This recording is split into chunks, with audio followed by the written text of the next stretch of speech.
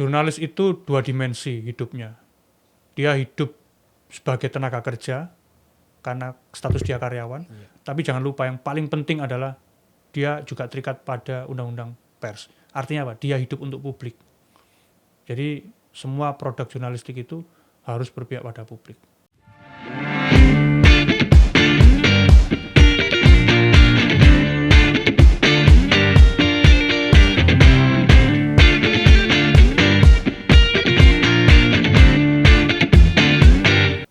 Assalamualaikum warahmatullahi wabarakatuh. Jumpa lagi dengan NFS. Kita hari ini kedatangan tamu istimewa jauh-jauh dari Surabaya. Assalamualaikum Mas Farida. Waalaikumsalam warahmatullahi wabarakatuh. Mas, dari Surabaya apa agenda ke Jakarta? Ini ada agenda HUT AJI, Hari Ulang Tahun AJI ke-30, sekaligus nanti lanjut ke Rapat Kerja Nasional Pengurus AJI Indonesia. Oke teman-teman, Mas Farid ini adalah jurnalis CNN dari Biro Surabaya, Mas ya. Ya. Sekarang kita todong hadir di NFS untuk ngobrol-ngobrol nih. Kebetulan beliau baru-baru ini baru menerima sebuah awarding ya. Apa nama awardingnya, Mas Farid? Kebetulan awarding itu diselenggarakan oleh Konsorsium Pembaruan Agraria. Awardingnya namanya Agrarian Reform Media Award 2024. Jadi awarding ini untuk karya-karya jurnalistik yang mengangkat isu-isu tentang tanah sebagai ruang hidup masyarakat Indonesia. Jadi teman-teman, menariknya adalah jurnalis itu ternyata juga perlu membuat sebuah skema kegiatan yang tidak hanya meliput tapi juga mengedukasi ya. Kemudian Mas Farid ini juga aktif di Depati Project. Apa itu Depati Project, Mas Farid? Ya, Depati Project itu sulit kalau untuk menerjemahkan secara harfiah ya, tapi secara umum Depati Project itu adalah konsep kolaborasi yang digagas oleh kawan-kawan saya di SIEJ yang melibatkan proyek liputan yang melibatkan semua platform media ya, baik cetak, TV, online, bahkan radio, itu dengan berbagai perspektif jurnalisnya. Jadi ada jurnalis yang fokus di soal ekonomi, ada jurnalis yang fokus di soal lingkungan, ada yang fokus di soal konservasi satwa liar, ada yang di kehidupan masyarakat adatnya.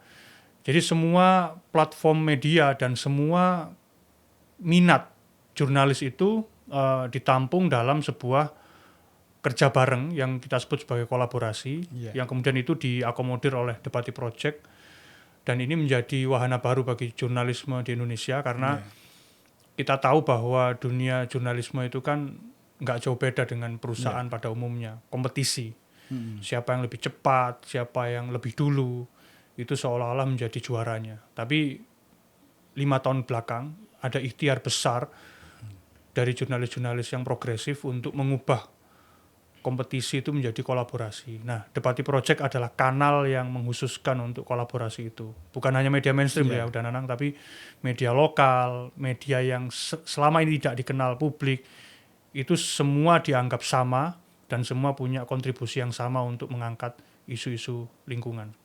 Jadi penghargaan dan prestasi ya kalau kita bilang sebagai sebuah ajang kompetisi ya, yang didapat terakhir ini apakah itu sebuah tujuan atau kebetulan aja itu, Mas? Ya, jadi bagi seorang jurnalis ya, award itu hanya sebatas bonus saja ya. Bonus. Kemudian kalau kita ini obat lelah lah ya, atau bensin lah ya untuk kita bisa menghasilkan liputan lagi yang lebih baik di kemudian hari. Itu juga apresiasi yang diberikan oleh kawan-kawan di luar media, di luar jurnalis, untuk menilai bahwa kinerja kita itu berhasil mengubah sesuatu ya. Saya nggak bisa mengukur itu, teman-teman di KPA sendiri dan Dewan Juri yang bisa mengukur apa yang sesuatu yang bisa diubah dari produk jurnalistik yang dihasilkan. Sebenarnya bukan hanya pemenangnya ya, tapi semua karya yang dikumpulkan dalam sebuah award seperti ARMA 2024, baik yang dikumpulkan maupun yang masuk nominasi dan yang menang, dianggap menang, itu punya impact yang besar dan itu bisa dirasakan oleh masyarakat di Tapak ya. Nah, masalah besarnya adalah apakah jurnalisnya juga punya perasaan yang sama. Ketika di Tapak itu mereka berubah, mereka merasa bahwa liputan-liputan jurnalis itu mampu mengubah hidup mereka, mengadvokasi mereka. Tapi pertanyaannya apakah jurnalis yang terlibat dalam proses peliputan itu juga merasakan hal yang sama. Jadi ini sebenarnya tantangan dan sekaligus kuncian moral ya buat saya pribadi, bahwa saya nggak bisa kemudian kalau orang Jawa ngomongnya leha-lehe, bersantai-santai ketika publik itu membutuhkan produk jurnalistik yang baik untuk mengadvokasi mereka. Kemudian ini membuat saya secara pribadi itu merasa puas, karena tentu saja ini menjadi kuncian moral bahwa untuk ke depan ada banyak kerja-kerja kerakyatan yang juga harus saya sebagai jurnalis ungkap dan meresonansi itu keluar, sehingga harapan bahwa media massa itu pilar keempat demokrasi itu benar-benar terjadi ya, bukan hanya retorika tapi terjadi. Definisinya sederhana sebenarnya udah. Apa definisi dari terjadi itu? Yaitu memberikan ruang yang seluas-luasnya bagi publik untuk bersuara. Ya, jadi artinya ARMA itu sebagai bonus bagi jurnalis, tapi bonus utama ada dampak bagi masyarakat gitu ya. Artinya ketika liputan ini berdampak bagi masyarakat, itu adalah hadiah yang dapat dinilai dengan material ya sebenarnya bagi seorang jurnalis. Dan itu juga motivasi ya. Apa liputannya Mas Farid waktu mendapatkan penghargaan ini? Ya, liputan yang diganjar oleh KPA ARMA 2024, saya dan tim liputan di Kalimantan Barat, di Pontianak, di Kayong, Kabupaten Kayong Utara, kemudian ada juga di Ketapang. Liputan itu tentang perjuangan masyarakat adat Dayak melawan penghancuran hutan. Nah, dari liputan itu saya banyak belajar ya. Jadi sekali lagi tadi saya katakan bahwa liputan itu bukan hanya harus berdampak pada masyarakat, tapi juga berdampak pada saya. Jadi ketika saya di Tapak itu saya banyak belajar tentang bagaimana masyarakat adat itu ternyata lebih memiliki memiliki wisdom, lebih memiliki kebijaksanaan ketika melihat hutan. Kalau orang kota atau pemerintah bahkan pengambil kebijakan melihat hutan itu sebagai komoditas, masyarakat adat melihat hutan itu sebagai ruang hidup. Ruang hidup itu juga berkelindan dengan ekonomi, budaya, aspek sosial mereka, politik bahkan, pengejauhantahan adat istiadat mereka sebagai orang Dayak, transendensi mereka dengan alamnya ya. Dengan para pencipta, kemudian dengan lingkungan sosialnya. Itu jauh lebih kompleks daripada ketika pemerintah melihat hutan itu sebagai komoditas. Nah, tugas jurnalis itu memotret semua hal itu. Nah, di liputan ini itu bukan hanya memperlihatkan soal konfliknya saja, tapi soal kompleksitas bahwa hutan itu menyangkut hajat hidup masyarakat adat Dayak di sana. Nah, kalau kemudian ini tidak kita potret, kemudian media tidak memberikan ruang yang cukup buat mereka, saya yakin kita bukan hanya tidak menghargai hak asasi manusia, tapi esok anak cucu kita nggak bisa melihat hutan. Jadi artinya ketika live in di sana, Mas Farid menggambarkan sebagai bagian dari masyarakat adat Dayak itu, kira-kira seperti itu ya? Iya, jadi tidak kalau menurut saya tidak sesulit itu untuk memahami kenapa mereka mempertahankan hutan. Udah anak-anak bisa bayangkan ya, di buku-buku pelajaran kita SD, SMP, kita selalu diberikan pemahaman bahwa hutan itu harus dijaga, hutan itu harus dilindungi. Tapi begitu kita lulus kuliah, kita bekerja di tempat-tempat banyak hal yang bisa kita kerjakan. Kemudian ada pekerjaan yang mengharuskan mereka menggusur hutan, membabat alam, hutan gambut, hutan alam dan macam-macam ya. Mereka itu nggak pernah sekolah. Tapi mereka belajar dari pengalaman mereka selama hidup di alam. Artinya ketika mereka tidak berpendidikan formal seperti kita, tapi kenapa kemudian mereka punya kebijaksanaan yang lebih daripada kita misalnya? Ini kan pertanyaan besar, bagaimana sistem pendidikan kita meng-create manusia di Indonesia. Nah, itulah yang kemudian saya katakan tidak butuh waktu yang lama atau pendidikan tinggi untuk kita bisa memahami bahwa masyarakat adat Dayak di tempat saya meliput itu jauh lebih manusiawi, memperlakukan alam ketimbang kita yang punya pendidikan tinggi misalnya di perguruan tinggi atau punya pekerjaan yang mentereng gitu. Kemudian melihat hutan itu dalam perspektif apa kan itu. Jadi seperti orang kota melihat hutan gitu ya. Iya. Nah, tentu saja ini juga menjadi pelajaran buat saya. Tentu saja juga satu hal ya. Mereka punya konsep kesejahteraan.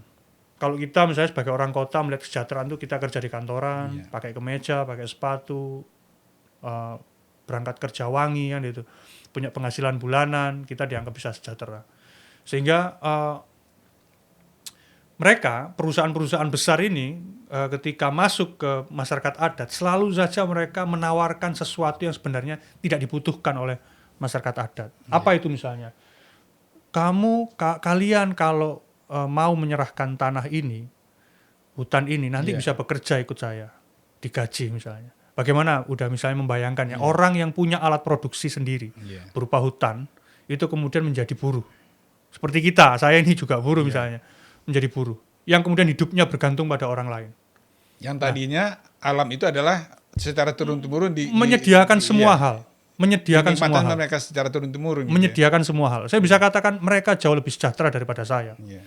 Mereka bisa mengkuliahkan anaknya dan kemudian memberikan perspektif yang baik buat anaknya ketika lulus di jurusan bidan misalnya atau keperawatan. Mereka kembali lagi ke desa mereka untuk menjadi bidan dan perawat di sana. Mereka mengatakan bahwa di sini nggak ada bidan, di sini nggak ada perawat. Jadi saya untuk masuk ke desa ini butuh waktu 3 jam naik motor. Bisa dibayangkan. Mereka punya problem solving sendiri ternyata. Dari apa yang mereka alami, ketidakperhatian pemerintah, kemudian mereka memberikan solusi sendiri bagi masyarakatnya. Nah, bisa dibayangkan kalau hutan dikepras habis dan kemudian dikuasai oleh korporasi yang kemudian modal dan uangnya berkumpul di sana atas nama pribadi, kolektivitas yang hidup dari hutan ini, ya bisa dibayangkan bagaimana dampak yang bisa mereka rasakan dari mereka yang nggak pernah beli beras. Mereka bisa menghasilkan sendiri. Dari mereka yang nggak pernah beli daging, karena mereka tinggal berburu. Dari mereka yang kemudian tidak perlu berhutang, karena mereka punya konsep kemandirian keuangan sendiri. Kalau kita sekarang berdebat soal ketahanan pangan, berdebat soal pemerintah punya program di Kalimantan itu food estate misalnya, untuk ketahanan pangan, kedaulatan pangan, bagi mereka itu omong kosong kalau dilihat dari praktik berkehidupan masyarakat adat Dayak ya di Ketapang ini. Karena mereka sudah tahan pangannya. Mereka nggak pernah beli beras. Mereka makan itu yang apa yang ada di bumi dan apa yang mereka tanam. Dan mereka enggak punya keinginan lain selain apa yang tersedia di lingkungan sekitar mereka kan. Jadi mereka hanya mengambil sebagian dari alam seperlunya dan menyisahkan selebihnya untuk ratusan generasi selanjutnya. Sambil terus merawat bukan merusak gitu ya. Apa problem utama dari ide liputan yang waktu itu dilakukan di Kalimantan ini? Iya, saya katakan tadi saya nggak hanya memotret soal konfliknya. Yang terberat adalah memotret sesuatu yang gampang tadi. Yang saya cukup 1-2 hari atau seminggu hidup di sana, saya bisa memahami apa yang kemudian membuat mereka melakukan perlawanan terhadap semua korporasi, semua upaya untuk membabat hutan mereka. Gampang sekali untuk merasakan itu dan gampang sekali untuk mendapatkan jawaban. Tapi sulitnya adalah bagaimana kemudian untuk mengemas dalam produk jurnalistik. Karena kompleks. Apa yang Mas Farid rasakan sebagai manusia ini? Bukan sebagai jurnalis nih, arti ketika harus mengolah data dan informasi dari liputan itu, kemudian membayangkan posisi Mas Farid sebagai mereka gitu. Apa yang terasa waktu itu? Justru itu saya nggak sulit. Kalau saya memposisikan diri sebagai manusia. Wajar kiranya mereka melakukan perlawanan gitu. Bukan sekedar wajar udah Nanang. Tapi itu menjadi kewajiban. Saya katakan tadi bahwa kita tidak sedang membela hak asasi manusia mereka, tapi kita sedang juga memastikan bahwa anak turun kita itu bisa tahu bahwa hutan ini modelnya seperti ini. Dan kita juga sedang memperjuangkan diri kita dan keturunan kita sebenarnya. Jadi jangan bayangkan ya, masyarakat perkotaan itu selalu gini. yang digusur itu kan hutan di Kalimantan. Orang Jawa, orang di Surabaya, di Jakarta, mana tahu dampaknya. Seolah-olah mereka kan merasa nggak berdampak pada mereka. Tidak langsung. Iya. Pertanyaannya adalah, apa yang membuat harga cabai mahal hari ini? Apa yang membuat kualitas kopi di Indonesia menurun saat ini? Apa yang membuat siklus tanam padi, sawah di Indonesia itu tidak bisa 2 tahun, setahun 2 kali? Iya, 2 kali panen. Bagaimana itu kita bisa memberikan jawaban yang paling rasional? Masyarakat kota nggak bisa merangkai itu dalam sebuah fakta yang menunjukkan bahwa apa yang terjadi di belahan bumi sana, termasuk di Kalimantan, itu menyangkut juga nasib hidup kita.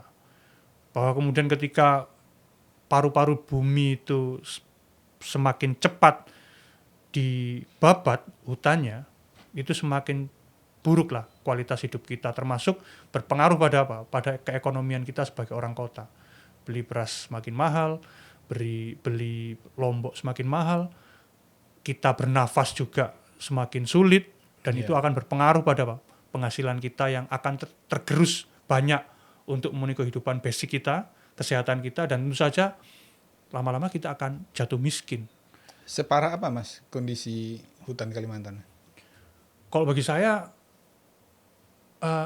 parah itu bukan sekedar berapa luasan yang dibabat ya. Meskipun luasan itu ngeri juga, 4 kali luas Jakarta itu dikuasai satu perusahaan. Anda bisa bayangkan udah Nanang, 4 kali Jakarta itu dikuasai satu perusahaan.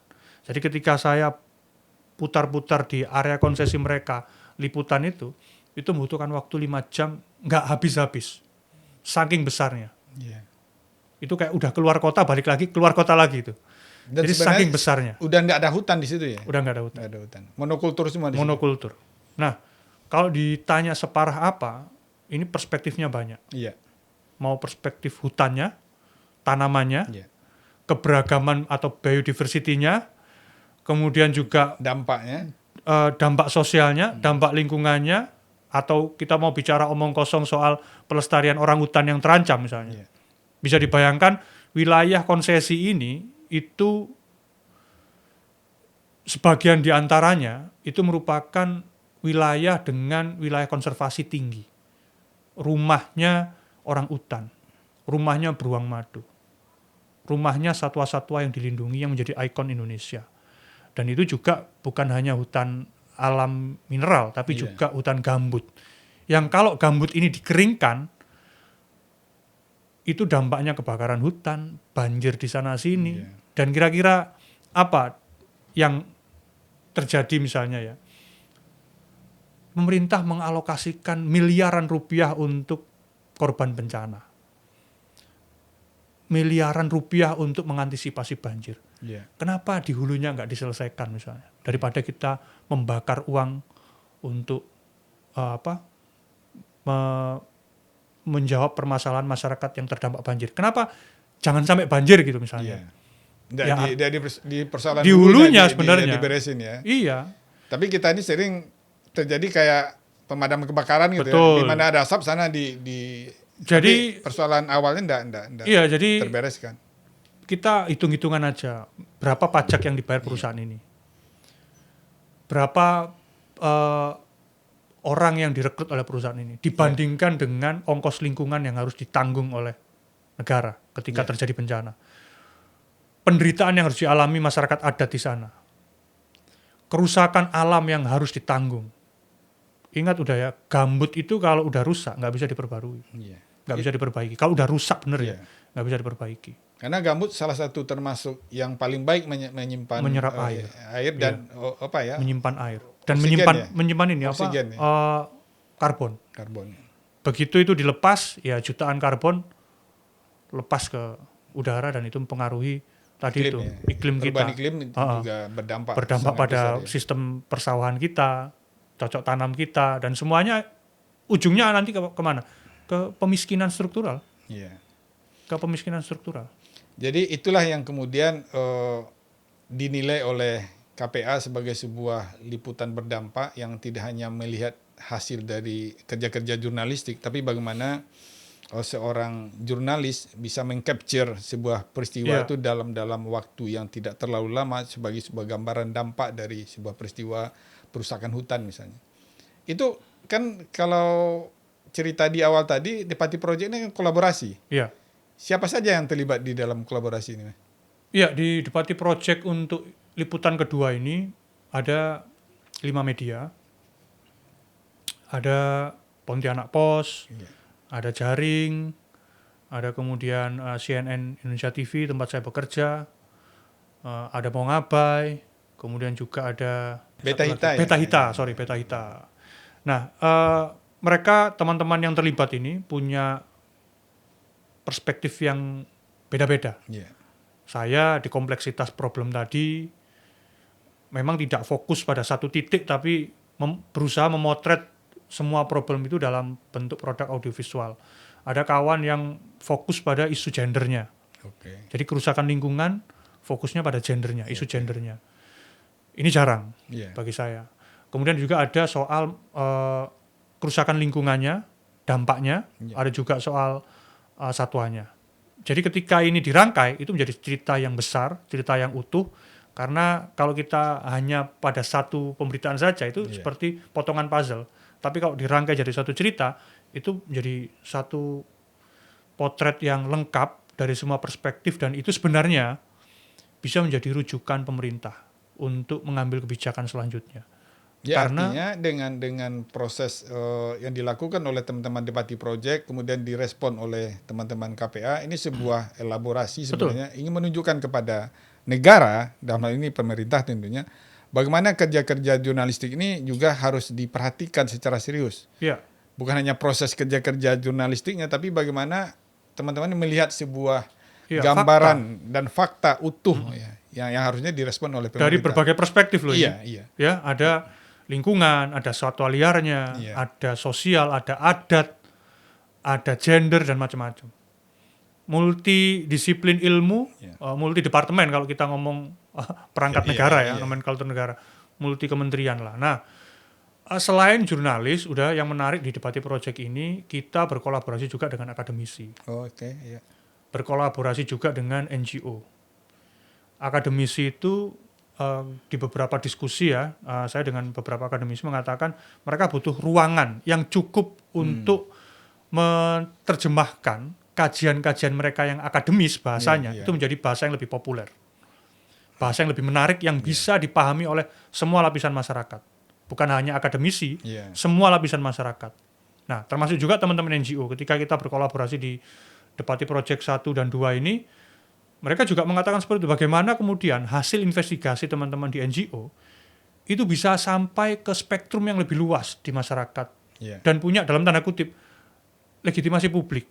Karena kita tahu bahwa jurnalisme sampai hari ini masih memiliki legitimasi publik yang kuat.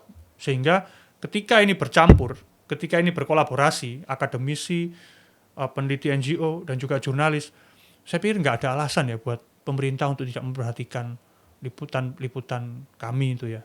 Karena ya ini fakta, evidence base yang bisa diambil, memudahkan pemerintah untuk melihat bagaimana yang terjadi. Karena penelitian akademisi, hasil investigasi teman-teman NGO, itu kan kita uji di lapangan dengan metode-metode jurnalistik.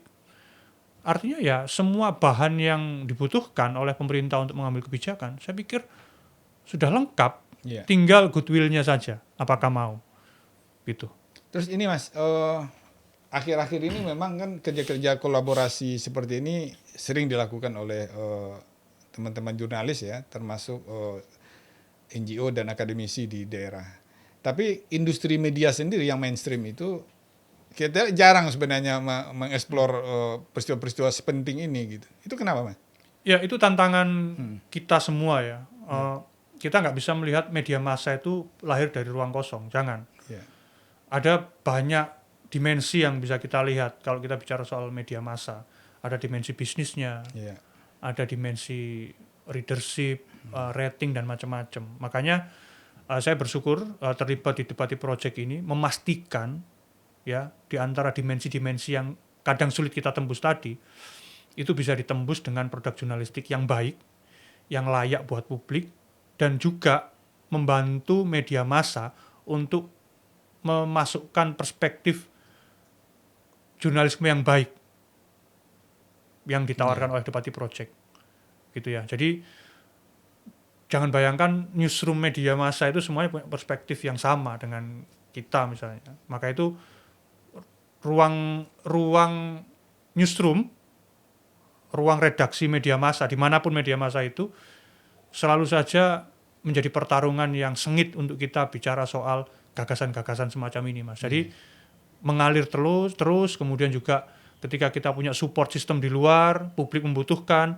itu menjadi energi buat kita untuk nggak lelah untuk meyakinkan newsroom bahwa isu-isu yang kita angkat di Depati Project itu harus, bukan layak, harus diangkat media massa. Jadi gini teman-teman NFS, perspektif dalam membuat sebuah liputan penting itu bukan hanya kepentingan media saja sebenarnya. Seperti yang disampaikan Mas Farid tadi, bagaimana kemudian seorang jurnalis bisa melihat spektrum yang lebih luas, dan kemudian ini diterjemahkan dalam kerja-kerja jurnalistik. Teman-teman, kita perlu mendengar nih, karir jurnalistik Mas Farid, boleh diceritakan enggak? Kita keluar dari cerita yang saya kira ini pasti punya kenangannya yang sangat berarti ya. Sepanjang hidup Mas Farid ketika memulai karir jurnalistik, bisa diceritakan enggak? Ya, saya masuk di dunia media massa atau sebagai jurnalis profesional itu tahun 2010. 2007. 2007. Udah hampir 17 tahun. Hampir 17 tahun. 2007 itu di koran di Surabaya, koran kriminal. Saya sempat ngepost di kamar mayat. Jadi setahun tidur di kamar mayat, di UGD, kamar mayat, UGD, kamar mayat. Jadi militansi saya di sana itu. Udah. Liputannya dulu kriminal itu. Memang spesial kriminal. Ya, waktu itu kriminal aja. Jadi, masih ada korannya sekarang? Masih. 3 tahun di Memorandum. Memorandum. Kemudian 2010 sampai 2015 saya pindah ke Harian Surya. Sekarang Tribun, grupnya Kompas. Terus kemudian dari 2015 sampai hari ini itu di CNN Indonesia TV. Jadi 3 media sampai hari ini dan hampir 17 tahun itu udah. Tahun, ya. Apa kesan paling mendalam lah? Ini mungkin untuk teman-teman jurnalis muda ya. Saya menyebut kata-kata muda ini mungkin lebih ke bagaimana Tapi saya nggak mau dibilang tua. Iya, saya nggak ngomong umur nih. Lebih ke jam terbang sebenarnya. Apa yang bisa Mas Farid sampaikan ke kawan-kawan kita? Ya, saya cukup beruntung ya sebagai jurnalis karena hidup di ekosistem yang baik. Ya, sebagai anggota Aliansi Jurnalis Independen. Di situ saya punya kesempatan itu kan bisa diambil, bisa tidak. Nah, saya kebetulan mengambil kesempatan itu untuk meningkatkan kapasitas saya sebagai jurnalis. Karena tentu saja dunia itu kan berubah.